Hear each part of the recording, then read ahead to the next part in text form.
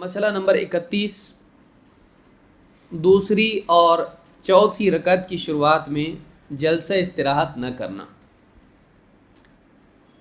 نبی اکرم صلی اللہ علیہ وسلم کی سنت ہے کہ جب ایک رکعت مکمل ہو جائے اور دوسری رکعت کے لیے انسان اٹھ رہا ہو، تو ابھی وہ پہلی رکعت میں ہوتا ہے، جب دوسری رکعت کے لیے اٹھ رہا ہو تو اس وقت میں وہ بیٹھ کر اٹھے۔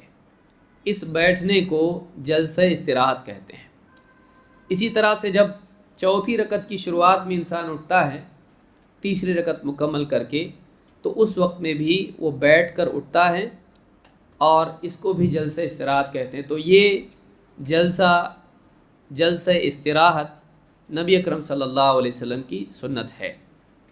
مالک ابن الحویرث اللیثی رضی اللہ تعالیٰ عنہ سے روایت ہے، فرماتے ہیں انہ رأى النبی صلی اللہ علیہ وسلم یصلی، انہوں نے اللہ کے نبی صلی اللہ علیہ وسلم کو دیکھا نماز پڑھتے ہوئے۔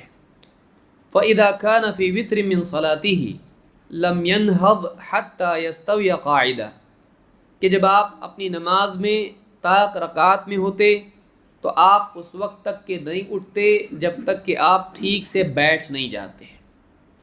یعنی پہلی رکعت ہے، اس میں دونوں سجدے کیے، اب دوسری رکعت کے لیے کھڑا ہونا ہے، تو جب آپ وہ سجدے سے فارغ ہوتے دوسرے سجدے سے تو آپ ٹھیک سے پہلے بیٹھ جاتے، اس کے بعد اٹھتے ہیں، تو اس بیٹھنے کو جلسہ استراحت کہتے ہیں۔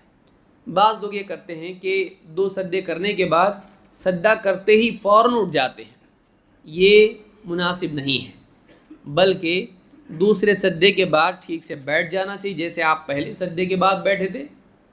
پہلے سجدے کے بعد آدمی بیٹھتا ہے، پھر دوسرا سجدہ کرتا ہے، دوسرا سجدہ کرنے کے بعد جب آدمی اٹھے گا اسی طرح سے تھوڑی دیر بیٹھنا چاہیے، پھر اس کے بعد کھڑے ہونا چاہیے۔ تو نبی اکرم صلی اللہ علیہ وسلم جب اپنی نماز میں طاق رکعتوں میں ہوتے تو آپ اس وقت تک کہ کھڑے نہیں ہوتے جب تک کہ آپ ٹھیک سے بیٹھ نہیں جاتے۔ اس حدیث کو امام البخاری نے روایت کیا ہے۔